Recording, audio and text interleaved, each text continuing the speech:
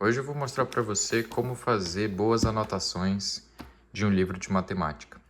Eu não tenho dúvida nenhuma que saber fazer anotações a partir da leitura de um livro é a habilidade mais importante que você deve ter, e foi graças a saber fazer boas anotações que eu entendi matemática no nível de profundidade que eu entendo hoje e que me ajudou a não só tirar boas notas, como eventualmente escrever artigos e produzir matemática no nível avançado.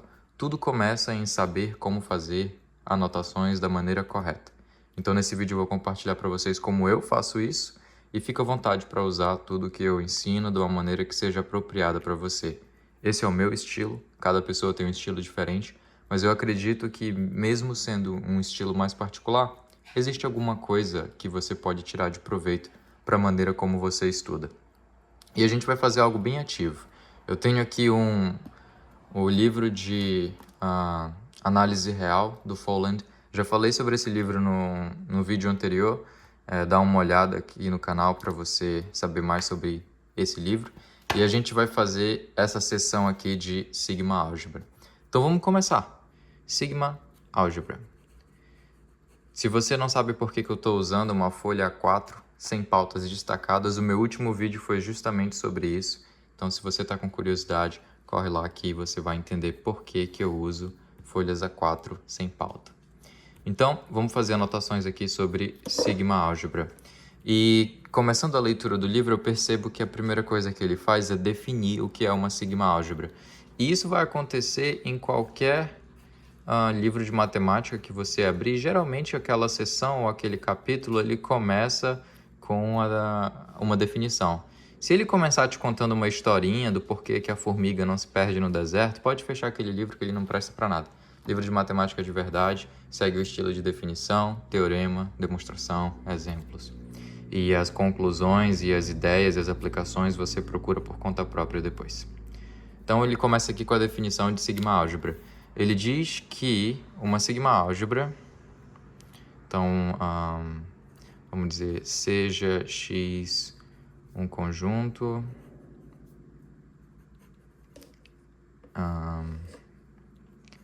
uma sigma álgebra de conjuntos de X é uma coleção que a gente vai denotar por esses A meio enroladinho de subconjuntos de X tais que são fechados para uniões contáveis e complementos.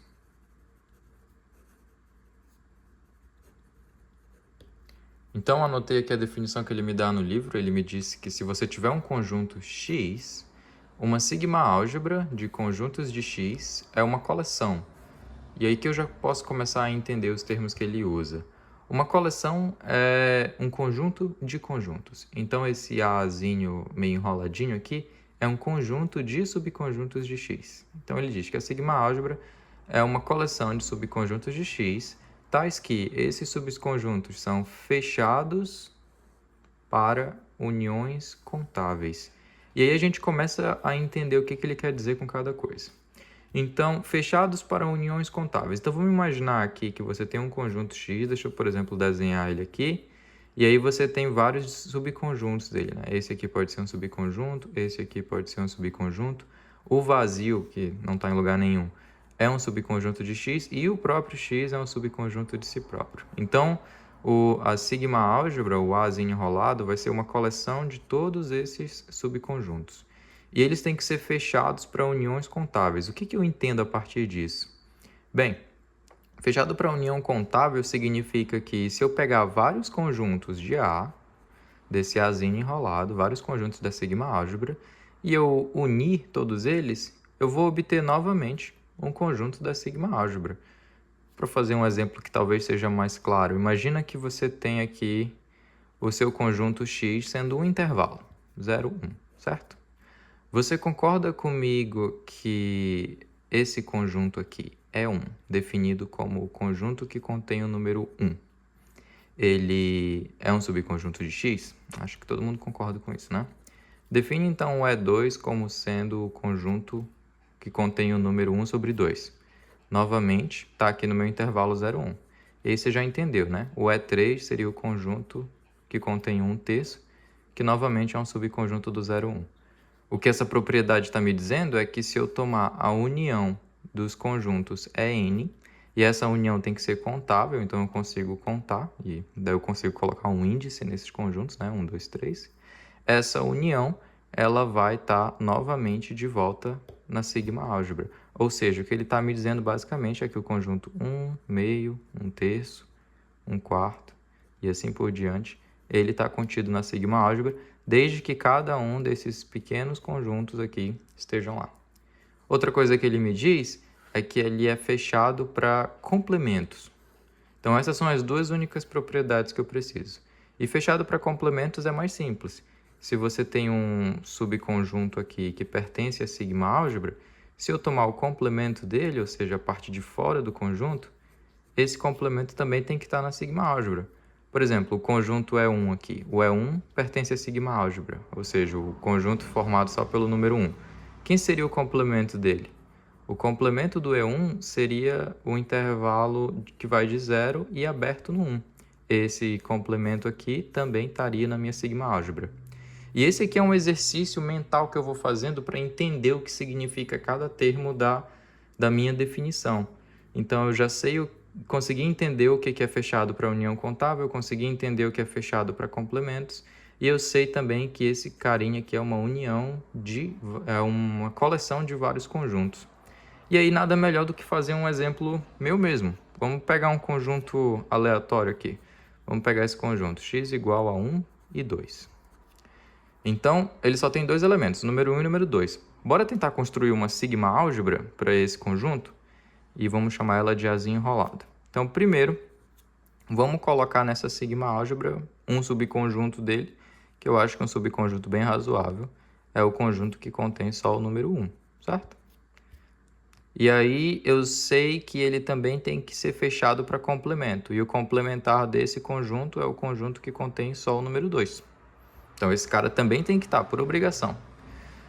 E eu sei que também que ele é fechado para uniões contáveis. Se eu unir o 1 e o 2 é uma união contável, isso significa que o conjunto 1 e 2 também está lá. E se o 1 e o 2 está lá, ele também tem que ser fechado para complemento, só que o 1 e o 2 é o próprio x, né? É o conjunto que eu comecei. Então, o complemento dele é o conjunto vazio. E aí eu construí aqui, então, uma sigma álgebra para esse exemplo que eu dei aqui aleatório. Se eu tivesse mais tempo, eu faria também para o 1, 2 e 3. Vamos ver o que acontece. E aí, uma coisinha, uma pulguinha fica atrás da minha orelha me perguntando se... Será que é o caso que o conjunto todo e o conjunto vazio sempre vão pertencer a uma sigma álgebra? E aí eu escrevo aqui uma conjectura. Minha conjectura é que x e o vazio sempre estão na sigma álgebra. É algo que não está escrito no livro. Eu estou só imaginando coisas aqui e eu vou ver se isso faz sentido. Bem, bora pensar rapidinho. Se tu tens aqui um conjunto X, e aí você constrói a partir dele uma sigma álgebra A. Então, pega um conjunto aleatório que pertence a essa sigma álgebra, um conjunto qualquer. A gente sabe que, por obrigação, o complementar desse conjunto também pertence à sigma álgebra, certo? E qual é a união de um conjunto com seu complementar? A união deles é exatamente o X. Mas a gente sabe que, por definição, qualquer sigma álgebra é fechada para união. Isso significa que esse elemento aqui, obrigatoriamente, também está na sigma álgebra. Mas se o x também está na sigma álgebra, quem é que também está lá? O complemento do x, né? Também está na sigma álgebra. Se o complemento do x, que no caso é o conjunto vazio, também está lá, a gente conclui então que o vazio também está na sigma álgebra. E aí essa minha conjectura, que foi só uma suspeita, e muito óbvia por sinal, não é nada extraordinário isso aqui, Mas só analisando a definição, escrevendo alguns exemplos, eu vi que surgiu um padrão e eu comecei a analisar se esse padrão era verdade. E isso só da definição. Eu só li a definição do livro e comecei a pensar coisas sozinhos. E é exatamente isso que você tem que fazer. Começar a pensar por si só numa folha de papel em branco. Agora vamos seguir. O livro me dá um exemplo aqui. Bem aqui ele disse alguns exemplos. Ele diz que se x é um conjunto, então eu vou escrever aqui, exemplo. Se x é um conjunto, então ele me diz, primeiro, que o conjunto de todos os subconjuntos de x é uma sigma álgebra. E ele deu esse exemplo e às vezes os livros contêm as explicações dos exemplos, outras vezes não. Mas independente disso, você deveria estudar, você deveria resolver aquele exemplo e analisar ele antes de ler qualquer coisa que esteja escrita no livro. Então ele disse para mim que, por exemplo, se tem um conjunto, então o conjunto de todos os subconjuntos forma uma sigma álgebra. Bora ver se isso faz sentido? Se isso aqui é uma sigma álgebra, então ele tem que ser fechado para uniões contáveis. Se eu unir qualquer conjunto que seja em x, eu vou obter de volta um conjunto em x? Sim. Então, é fechado para uniões contáveis. E se eu tenho um subconjunto de x e eu tomo o complemento, ele é um subconjunto de x? Sim. Então, realmente, isso aqui é uma sigma álgebra. Esse exemplo é muito fácil. Outro exemplo também que você pode parar para analisar é que esse conjunto aqui, essa coleção, na verdade, é sempre uma sigma álgebra, ou seja, ela só contém o conjunto todo e o vazio. Faz sentido, porque a união deles dois dá o x, que está aqui. E o complementar do x é o vazio, o complementar do vazio é o x. Então, de fato, isso aqui também é uma sigma álgebra. Mas eu não li no livro para saber que isso aqui é uma sigma álgebra. Ele me disse que era e eu fiz verificação própria. E isso aqui começa a afirmar na minha mente o que eu entendo de uma sigma álgebra. E vê que eu estou escrevendo tudo torto, não estou ligando muito para como as coisas estão indo. E é assim que você tem que pensar, assim que você tem que imaginar. Você deixa o seu cérebro processar as informações sem precisar consultar o livro. Afinal de contas, tudo que está no livro veio do raciocínio lógico de um ser humano. Alguém um dia pensou isso. E esse ser humano tem as mesmas capacidades cognitivas que você. Então você deve ser capaz de pensar como ele também. Claro, gente, por favor, né? Existem níveis e níveis, tem coisas que você não consegue entender de imediato, precisa pensar bastante e acaba tendo que ir para o livro para entender mesmo. Mas coisas triviais que estão escritos no livro e logo quando ele diz que algo é simples ou é óbvio, você deveria ser capaz de chegar naquele resultado. E confie na sua própria capacidade, você é capaz. E aí eu chego aqui na segunda folha do livro e ele me dá um lema. Ele me diz o seguinte, que se, dado um conjunto X, né? Se ASIN enrolado alfa, onde o alfa pertence a I, ou seja, uma coleção de sigma álgebras. Então, se você tem uma coleção de sigma álgebras, então a interseção dessa coleção é uma sigma álgebra. E aí ele faz a demonstração disso aqui em mais ou menos uma linha. Uma linhazinha ele faz essa demonstração. Mas eu não vou ler o que está escrito naquela linha. Primeiro eu vou tentar resolver por conta própria. Então eu vou dar uma olhada aqui. Tá, ele está dizendo que se eu tenho uma coleção de sigma álgebras e eu tomar a interseção de todas elas, eu obtenho novamente uma sigma álgebra. Nota que isso não é a mesma coisa da definição, tá? A definição, você tem uma única sigma álgebra e a interseção é dentro dos conjuntos daquela sigma álgebra. Aqui, a interseção é de sigma álgebras, então é algo muito maior. E, por sinal, muito mais fácil de ver. Vamos pensar, se eu quero mostrar que algo é uma sigma álgebra, o que eu preciso fazer? Eu preciso saber a definição de sigma álgebra. A definição de sigma álgebra me diz, se eu pegar qualquer conjunto, qualquer coleção de contáveis de conjuntos, a união dessa coleção contável é novamente um elemento da sigma álgebra. Então vamos ver isso. Vamos pegar aqui uma coleção de conjuntos EN que pertence ao que ele está dizendo que é uma sigma álgebra. E agora eu quero saber se eu tomar a união de todos esses EN, ele vai pertencer de novo à interseção da minha sigma álgebra. Isso eu não sei ainda. Bora ver se faz sentido. Se cada EN pertence à interseção, o que a gente pode afirmar? Que o EN pertence a cada sigma álgebra para todo alfa. Então, o EN ele pertence a cada uma dessas sigma álgebras porque ele pertence à interseção de todas. Se ele pertence a cada uma delas, imagina um alfa fixo, ele pertence a essa sigma álgebra. Da propriedade de sigma álgebra, eu sei que a união deles pertence a essa sigma álgebra em particular, com esse alfa fixo. Mas não tem nenhuma distinção desse alfa fixo para os outros, então também posso dizer que pertence para todos os alfas. E se a união dos EN pertence a cada sigma álgebra para todo alfa, qual é a conclusão que eu tiro disso? É que a união dos EN pertence à interseção de todos os alfa, porque ela pertence a todas. E o raciocínio para o complementado EN é exatamente o mesmo. E aí eu consigo provar o lema. Aí o que eu faço agora? Eu pego o livro aqui e vou dar uma olhada aqui se ele diz que é isso mesmo. Sim, então eu não precisei olhar a demonstração, eu fiz a demonstração por conta própria, porque era uma demonstração simples, algumas demonstrações são um pouco mais complicadas. Mas essa dica eu recebi de um professor, que era meu professor de análise, e ele disse: qualquer demonstração que tiver escrita num livro de graduação, esse aqui já é de mestrado, mas enfim, qualquer demonstração que tiver escrita num livro de graduação, você tem que ser capaz de demonstrar por conta própria, mesmo que demore um tempo. E você deve tentar fazer isso, porque ao fazer isso, você está construindo o conhecimento do livro não por ler o livro, você está construindo ele direto na sua mente. Então você não está tentando memorizar o livro ou algo assim. Você está construindo as conexões neurais de como aquele raciocínio lógico funciona. Então, um resuminho do que você deve fazer até agora: entenda a definição profundamente, procure padrões nos exemplos que você fez, e quando você chegar em algum lema, ou resultado, ou proposição, ou teorema, tente resolver por conta própria. E eu vou ser bem sincero, 50% das vezes você não vai conseguir, tá?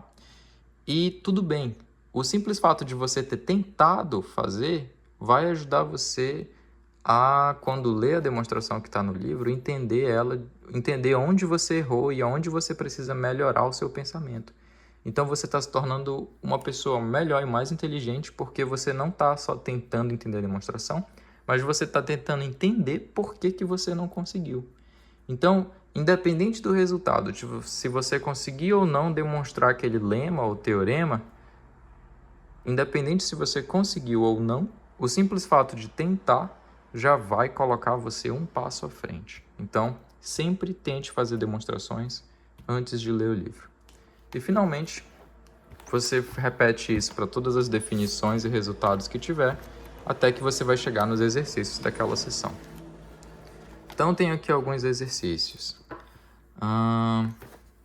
Não sei se tem algum exercício sobre essa sessão especificamente. Deixa eu dar uma olhada. Tem sim. A gente tem aqui alguns exercícios sobre essa sessão. O primeiro exercício fala sobre uma definição de anel e sigma-anel. Não estou muito interessado nele. O segundo exercício fala para eu completar uma demonstração. O terceiro exercício fala sobre uma demonstração de que se você tem uma sigma-álgebra infinita, então ela contém uma sequência infinita de conjuntos disjuntos. O quarto problema fala que se você tem um conjunto é uma sigma-álgebra se e somente se é fechado para uniões crescentes contáveis. Ok. E o quinto problema fala que se você tem uma sigma-álgebra generada por um conjunto, então a união daquelas sigma-álgebras é gerada por esse F, onde o F passa por todos os conjuntos contáveis daquele conjunto exímio onde você começou. Como você aborda esses problemas? Primeiro, completar esse problema aqui é um pouco mais complicado, então vamos pular ele. Problema número 2, completar a demonstração da proposição 1.2. O que você tem que se perguntar? Eu consigo resolver esse problema? Se a resposta for sim, você não resolve. Então, a proposição 1.2, eu marquei aqui que não preciso fazer. Eu consigo resolver esse problema. Se eu consigo resolver, eu não vou fazer ele. Aí eu olhei o problema número 3 ele diz que se eu tenho uma sigma álgebra infinita, então ela contém uma sequência infinita de conjuntos disjuntos. Eu não consigo ver imediatamente qual é a solução desse problema, talvez eu tenha que pensar um pouco, entender o que ele quer dizer por sigma álgebra infinita, talvez contém infinitos conjuntos. E eu não consigo entender muito bem qual seria a estratégia aqui, então é esse problema que eu vou resolver. E essa é uma estratégia muito importante. Não resolva aqueles problemas que você sabe resolver. Porque se você resolver aqueles que você sabe, você vai estar só massageando o seu ego. Você tem que tentar resolver aqueles que você não vê a ideia de imediato. Porque aí sim você vai estar saindo da sua zona de conforto e se esforçando para resolver coisas que a sua mente não consegue capturar de imediato. Não é óbvio para você. Você não pode perder seu tempo com coisas óbvias, porque isso vai estar só massageando o seu ego. Você tem que se esforçar para fazer aquelas coisas que não são imediatas. O problema número 4 aqui estava na minha lista de exercícios quando eu fiz esse curso. Então eu tenho certeza que se eu tentar ele, a ideia vai voltar na minha mente. Então não tem por que eu tentar, porque eu sei que eu vou conseguir. Mas esse problema número 5 eu não faço a mínima ideia de como resolver. Então os problemas que eu vou tentar resolver é o 3 e o 5. E talvez o 1, só que eu não vou ler ele porque é muito longo. Então os problemas que eu vou focar é o 3 e o 5. Porque eu sei que o 2 e o 4, eu não vou ter dificuldade. Eu consigo provavelmente em 10 minutos. Então eu vou estar só perdendo meu tempo para algo que eu sei que eu já consigo. Mas o 3 e o 5, eu não sei se eu consigo. Então é esses dois que eu vou gastar o meu tempo, a minha energia, os meus neurônios para tentar resolver. Justamente porque aqui meu objetivo não é massagear meu ego. Eu não estou tentando provar que eu sou melhor do que ninguém.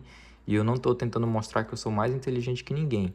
Eu quero me desenvolver. E se eu quero me desenvolver, eu tenho que sair da minha zona de conforto. E eu faço isso por resolver problemas que eu não sei se eu sei. E provavelmente eu não vou conseguir. Mas se eu conseguir, com certeza eu vou ter me tornado uma pessoa mais capacitada do que quando eu comecei a estudar essa sessão. E repita esse procedimento para todos os capítulos de livro e todas as coisas que você estudar. O próximo capítulo fala sobre medida. A primeira coisa que ele faz é definir o que é uma medida. Então eu vou entender essa definição, analisar exemplos que eu tiro da minha própria cabeça para entender o que é uma medida.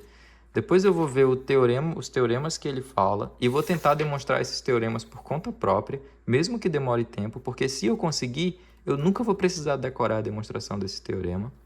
E, por fim, eu vou resolver os exercícios que eu não sei se eu consigo resolver de imediato. Aqui você consegue ver que eu marquei um monte que eu realmente não sabia. E esses que estão arriscados é porque eu consegui. Mesmo sem saber que eu conseguia, depois de sentar e usar uma folha de papel e raciocinar um pouquinho, eu consegui resolver eles, menos o 8. Então fica aí para eu fazer no futuro. Então, essa é a maneira que eu estudo matemática. E isso demora muito tempo, não me entenda errado. Ninguém faz isso aqui em 1 hora, não. Em 1 hora, talvez eu estude uma sessão. Então, matemática exige tempo. E se você não sabe qual é o próximo passo depois de fazer todas essas anotações, é pegar um caderninho como esse aqui, sem pauta, viu? E anotar todas as coisas que você estudou, mas agora de uma maneira muito mais organizada. Ignorem que isso aqui é de outra matéria, não é a mesma dessas aqui. Então eu vou agora escrever as definições, escrever os meus raciocínios, as coisas que eu entendi e organizar de uma maneira bem bonitinha e escrever a demonstração de cada teorema com as minhas próprias palavras. E deixar de uma maneira bem organizada. E isso aqui provavelmente vai para reciclagem. Embora meus pensamentos iniciais estivessem aqui, é isso aqui que eu vou guardar para relembrar no futuro. Então é isso, pessoal. Espero que vocês tenham curtido esse vídeo. Esse foi um pouco mais longo. E espero fazer mais vídeos desse estilo no futuro. E se você tem alguma dúvida sobre por que eu me organizo dessa maneira para estudar, com livro, com papel, o meu vídeo anterior fala um pouco sobre isso. Então dá uma olhadinha lá no canal. Tenho certeza que você vai curtir. É isso.